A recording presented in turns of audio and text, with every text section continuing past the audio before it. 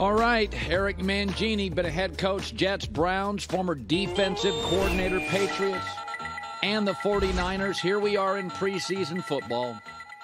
You know the Jets well, and you have them competing or winning their division. I do worry about this, though. I showed it. There are certain problems over a course of a season that are not as urgent as others. But if you look at their schedule and the pass rushes they face in the first 7 weeks, O-line, I mean, like, look at this. 3rd in sacks, 2nd, 1st. And the Giants, by the way, should get better because Kayvon Thibodeau goes into year 2. Aren't you a little concerned that their primary weakness with the Jets is going to be under duress? I mean, these are some of the best rushers in the league. Yeah, I'd be concerned if all I'm going to do is throw the ball and just try to showcase Aaron Rodgers as much as possible. They've got 3 good running backs: Dalvin Cook, Breece Hall, Michael Carter. They can run the ball effectively. That'll help a ton. You're going to get 7-man boxes because everybody's going to try to stop Rodgers. And look, they've tried to address the problems on the offensive line. 2 of their top 5 highest paid guys are O-linemen. They drafted 2 guys number 1. They drafted a guy in the 2nd round. Guys have been dinged up, and they can sit back and beat up this offensive line, or they can take a step back and say, okay, this is a problem. Let's identify what they do well. Let's see how we can help them until guys get healthy.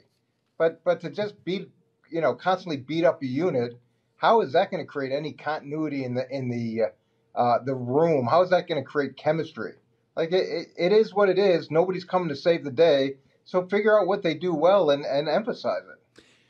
When the Broncos and Sean Payton, when he played the starting unit for 4 series in the first preseason game, is that sound the alarm to you? Did you ever do that?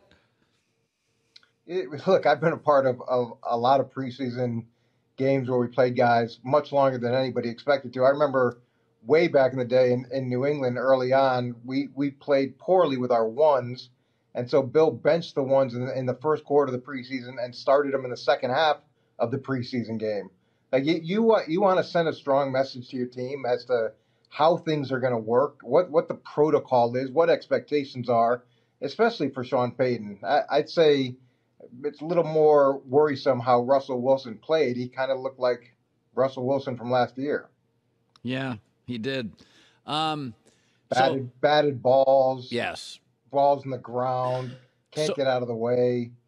You know, it was interesting. We had Greg Cosell on earlier, and I'd never heard, he kind of crystallized it. And he said, Colin, there's 2 Daks. There was the Dak that came into the league healthy with a great O-line and Zeke. And then he had lower body injuries. And the new Dak, if you look at the film, he's a pocket quarterback. And it's like, that's different. As Aaron Rodgers runs less, he's still great in the pocket, right? Dak was never great in the pocket. And the way he crystallized it, he said, and we went and looked at the numbers. Dak now, as he's become more of a pocket thrower, throws more interceptions because he's never been what we consider great. And I thought to myself, I'd never heard it that way. And I thought that kind of explains some issues with interceptions, does it not? Well, there's that component to it. And there's also the Dak that came into the league. And he came in with a lot to prove, and they ran the ball really effectively and consistently, and they didn't rely on him to win the games, and that was a really effective Dak. And then they pay him a ton of money, and there's this expectation that suddenly you're going to be a superstar quarterback when that's not necessarily who you are.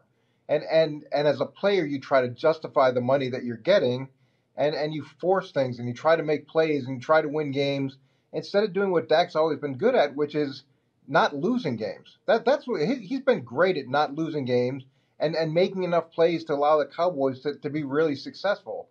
When he starts trying to play superhero ball, it's never been good for him. A lot of rookie quarterbacks out there. I want you to talk about Anthony Richardson, who's the biggest, the most raw. What did you see? Look, I thought he was going to start the second. I didn't think. I knew that he was going to start the second the owner said that he wanted to play him and play him early. And he's a boomer bust guy. He's incredibly physically talented with very little experience in college. He played, I think, in 22 games.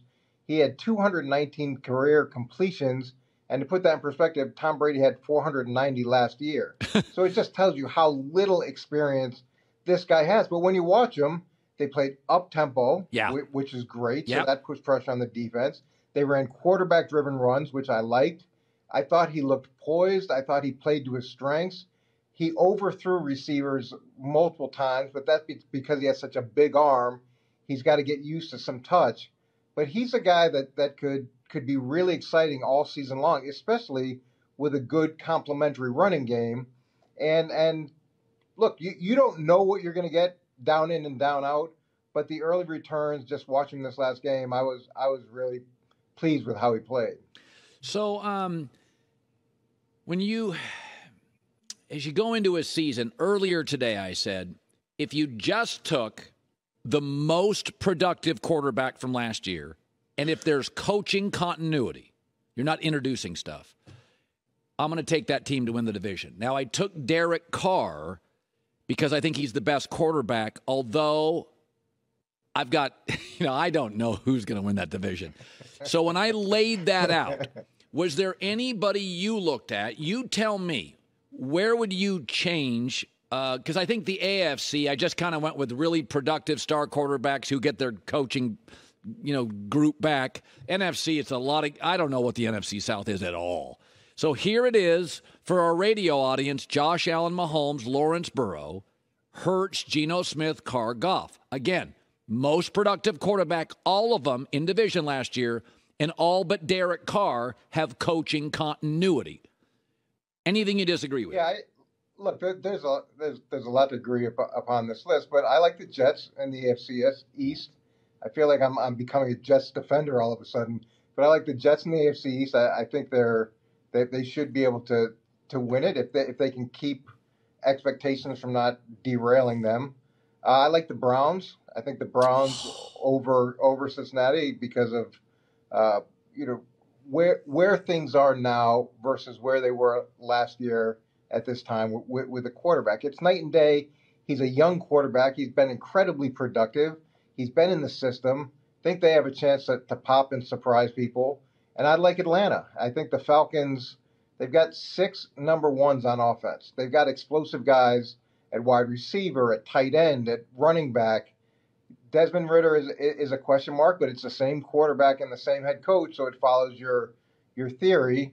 Not totally sure where they are defensively, but this is a team that was 7-10 in a division that's completely up for grabs. How about that, Atlanta? It's a good point. 6 number ones. I went back, I went and looked at Seattle, and that was the one that I had the epiphany on. I said, Arizona and the Rams are in a rebuild. Stafford's good, but that defense is Aaron Donald and a lot of nothing.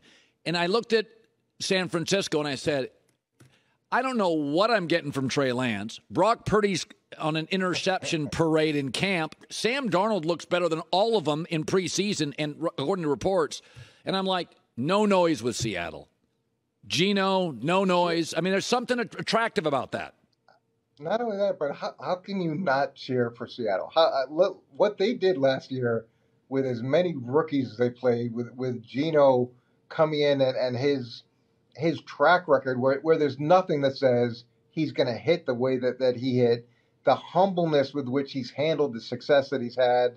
Yeah, Seattle's a great team to cheer for just because of what they've accomplished. And then in accomplishing that, been completely humble, completely under the radar. And that usually bodes really well, especially as these young guys now move into their second year. Eric Mangini, Fox Sports. I'm heading out east for a few days. Maybe we'll bump into each other at some bougie cafe or something. I don't know. I don't think I can go to the same bougie level cafes as you, but wave to me. All right. See you, Coach. All right. We'll see you. Hi, everybody. Thanks for watching. Subscribe here to get the latest from the show.